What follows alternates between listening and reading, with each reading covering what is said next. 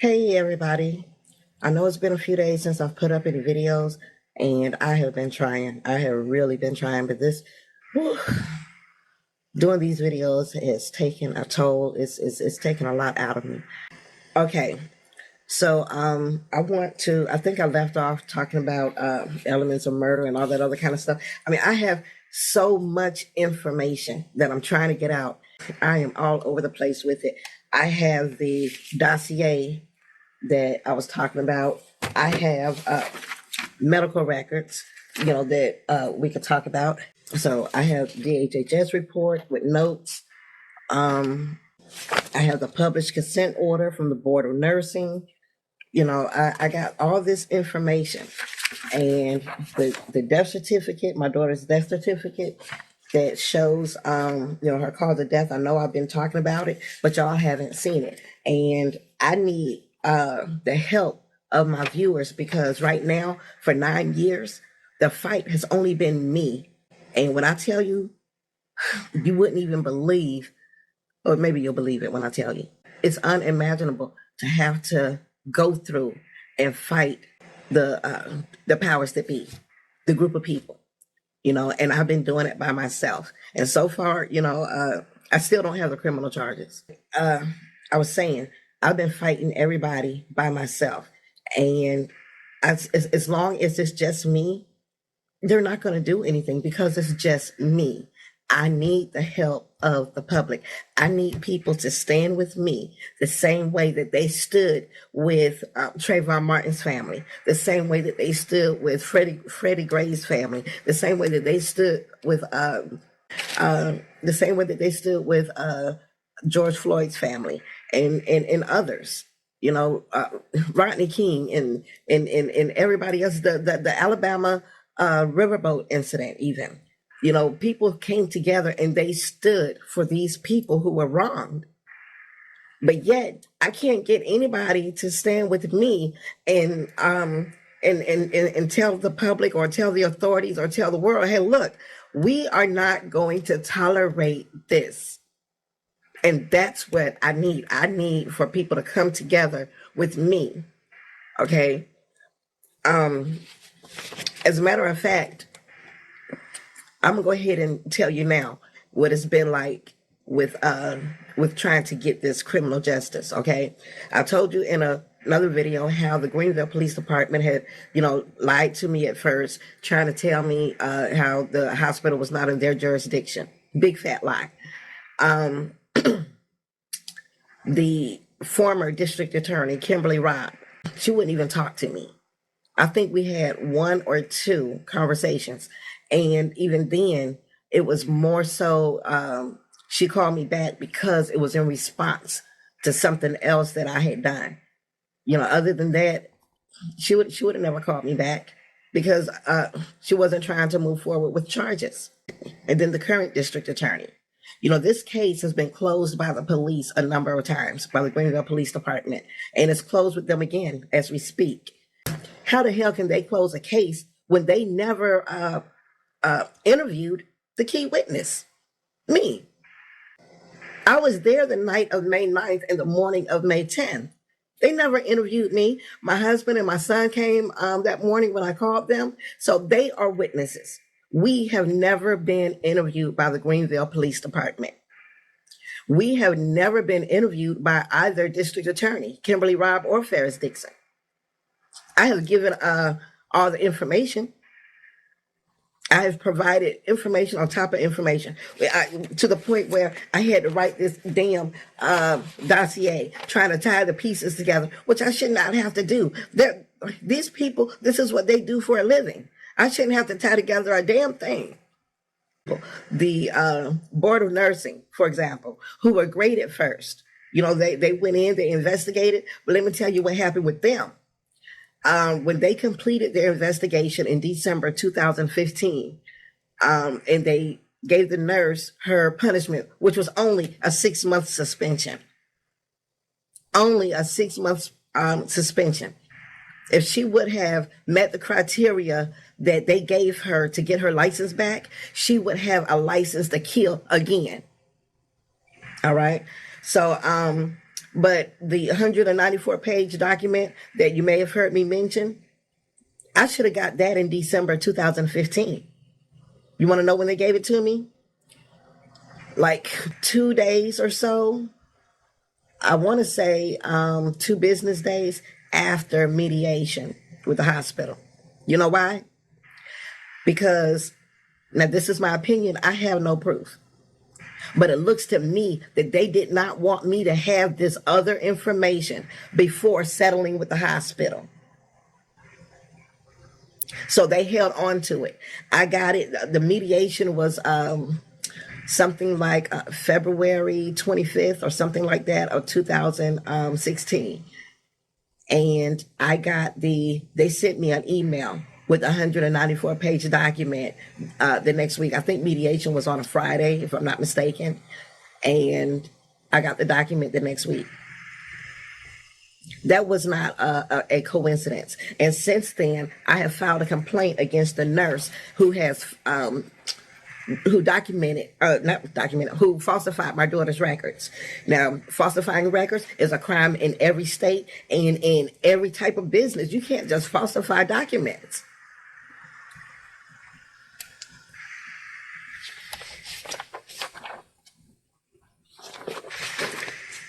Can you see this highlighted in green at the bottom?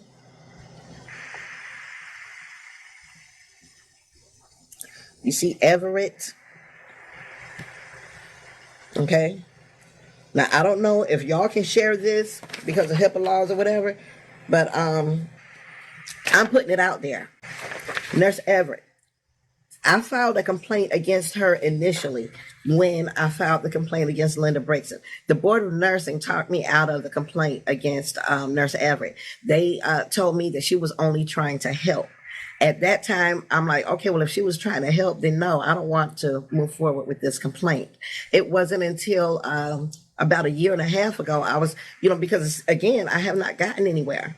So I was replaying all the different things that, that I've done so far over the years, what worked, what didn't work, just what did I do? What have I done? What is there that I can do now? What can I do differently at this point? So I remember that the Board of Nursing had talked me out of moving forward with this complaint against the nurse who falsified my daughter's records. So I'm like, okay, that's something. I'll file a complaint because the Board of Nursing does not have a statute of limitations of when you can file a complaint against a nurse. Whether it's something happened yesterday, 5 years ago, it does not matter. Okay, so I filed the complaint. Now, the information that she falsified is my daughter's oxygen levels. We got 61% on May 11th. On May 11th, 1935. So it looks like she had just came into work, maybe the 7 p.m. Shift, 7 p.m. to 7 a.m. Because, of course, well, not of course, because you don't know, but Nurse Everett worked with the ERT. So she was one of the responders when Code Blue was called on May 10th. So my daughter died on May 10th. She's entering false O2 readings.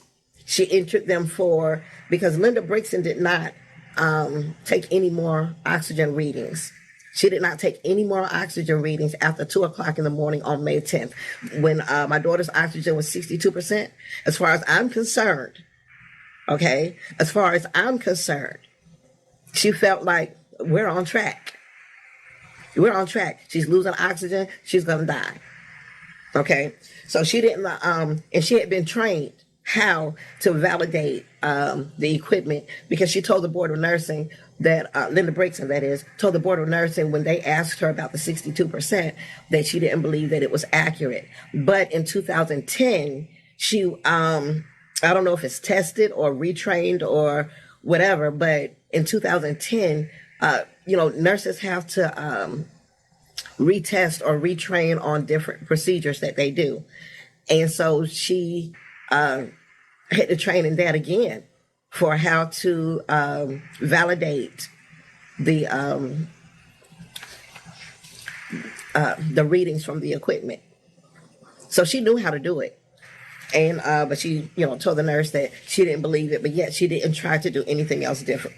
So anyway, but Nurse Everett put, I don't know, it looked like 100 different readings that she started putting in after 2 o'clock in the morning, and it's in the DHHS report as well. I'll show you a screenshot of that.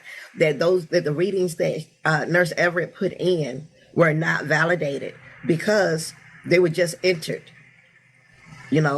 So anyway, getting back to the Board of Nursing, I filed this complaint with them, and they won't address it. They will not assign it to an investigator. Now, that's the North Carolina Board of Nursing. They won't assign this to an investigator. And I have tried to speak with the person who assigns the cases. Nope.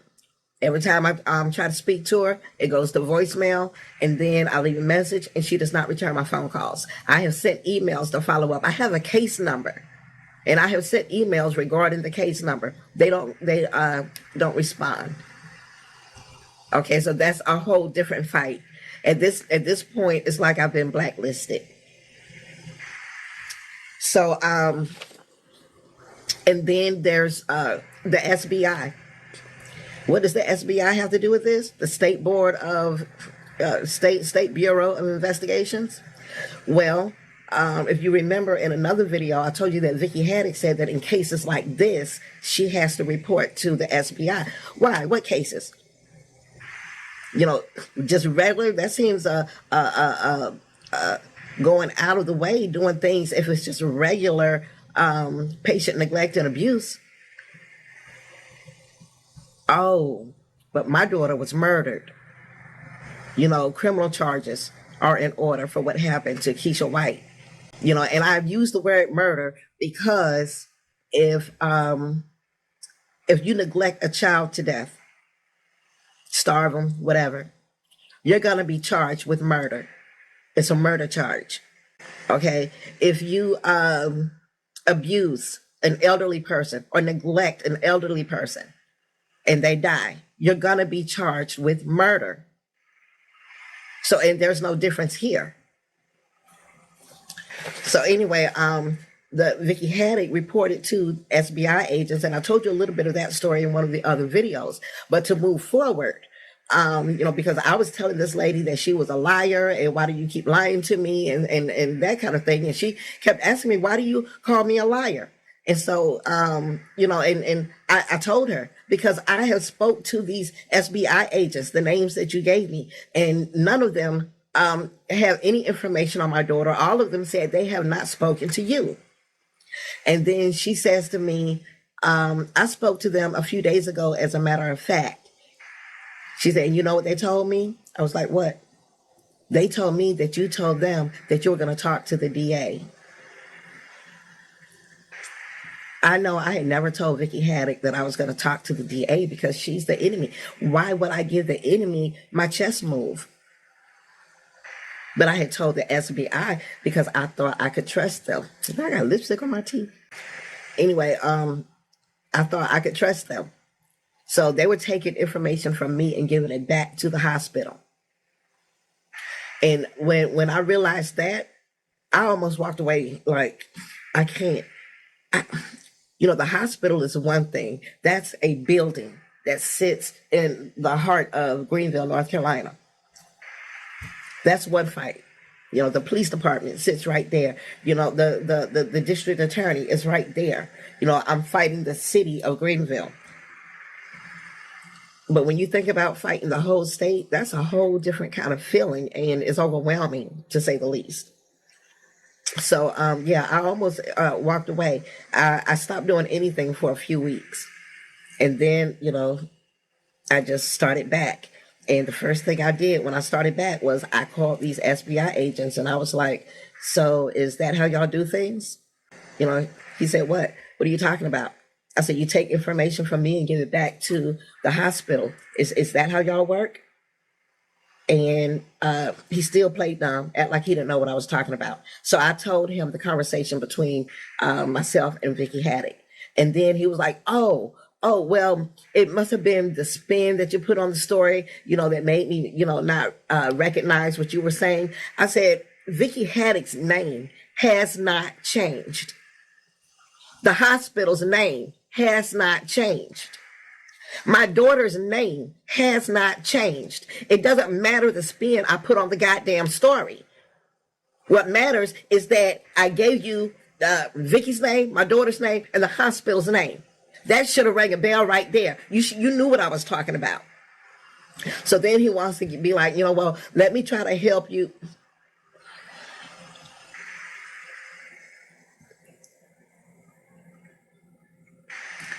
This thing is bigger than the police or the DA or the whoever not doing their job. Why does the hospital, or why would the hospital need the help of the State Bureau of Investigators? Why would they need the help of the SBI? And these were DEA. These were DEA SBI agents.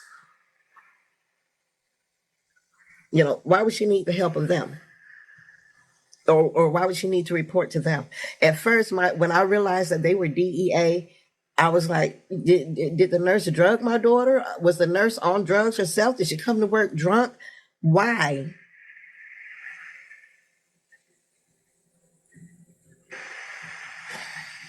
She said cases like this. She never explained what she meant, but I have a good idea of what cases like this mean.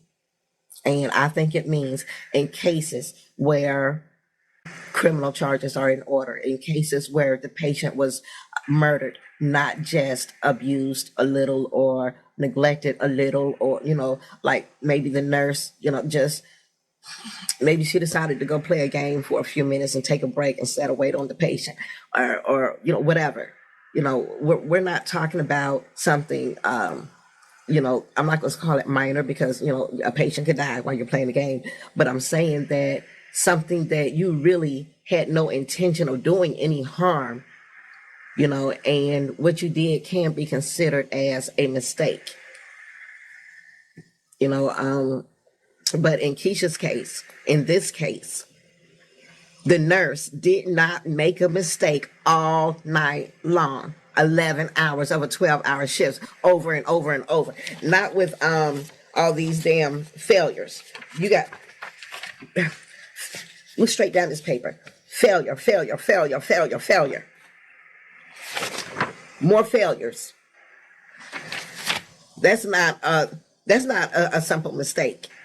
She did what she did. And based on her actions, she meant to do what she did. So, in my opinion, I don't know exactly what's going on. And again, I have an idea. Somebody is talking to somebody, telling them to, look, board of nursing people, don't give her that report. No, don't even listen to her anymore. No, DA, no, you are not gonna file charges in this case. Somebody is talking to somebody is threatening somebody, or somebody is calling in favors, or somebody is bribing. Either way, somebody is dirty as hell. So that's why I haven't been able to get anywhere. Not to mention the fact that the current district attorney, Ferris Dixon, see, I don't even know where I left off at. My phone rang. I got a phone call. But that's what the fight has been like for me with these different people and fighting everybody. But I can tell you this. They know since dealing with me that they have had to put up more guard and more defenses. It's like, look at how many agencies or people that I have had to fight against. And it's just me. And it's taken them, all of those groups of people, to battle me. So that does say something. But I do need help, y'all. I need more engagement on these videos. I need more engagement because that's how the algorithms work on these social platforms. If you don't engage, if you don't click the like or the heart or whatever the platform things are, if you don't click comment, share, and that kind of thing, the algorithm is going to decide that your video is not interesting or it doesn't mean anything. So they're not going to keep showing it to people. That's why, I get so few views, because I get so little engagement. A lot of people don't understand that. I get it. But now I'm explaining it to you. Engagement is what gets this out so that more people might click on it. And that's how different things go viral. Something can go something that somebody puts up can go viral in the time it takes to take a shit. But in those videos, they're doing something amazing. They're doing something stupid as hell. They're doing something funny, hilariously funny. And people, because their emotions have gotten involved, where they have laughed so hard, or they are so amazed at what they just saw that they just feel like they have to share this to somebody else. They have to react in the comments and, and click the like or the love or the whatever.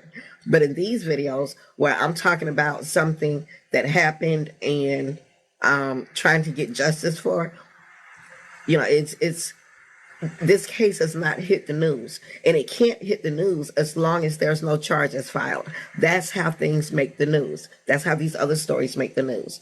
Once charges are filed, or if there's a video, if somebody has a video of something that happened, and they put it up on the internet, that video brings so much attention and it gets people talking about it.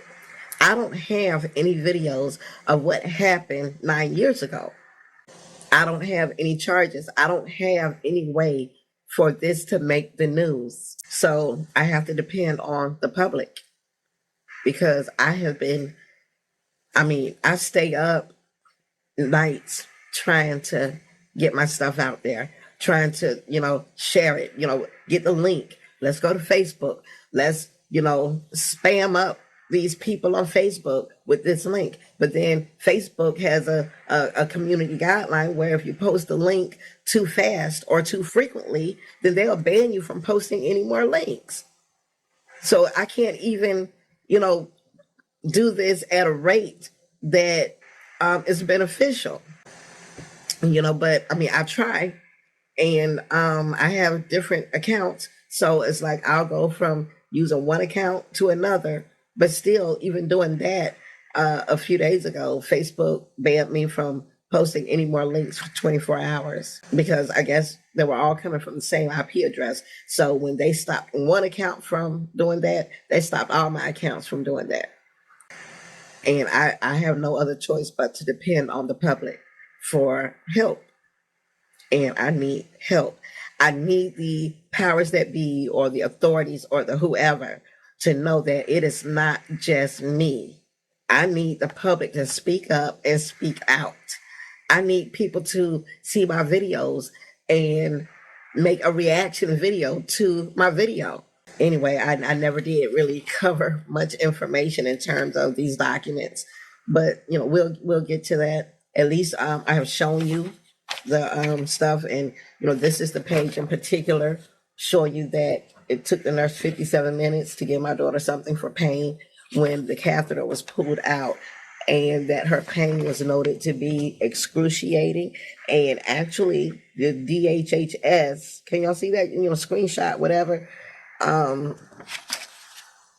DHHS did mention that in their report, that Keisha's pain was noted to be at a 10 and excruciating.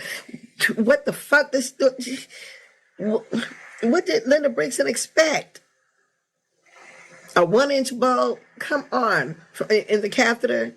What did she expect? And yet it still took her an hour to administer pain meds, knowing that Keisha had not had any pain meds, I believe, since 2:00 that afternoon. So thank y'all so much. Please help get these videos out there. Maybe in the next video, I can tell you what else y'all can do to help with this case. Okay? Thank you. Love. Bye.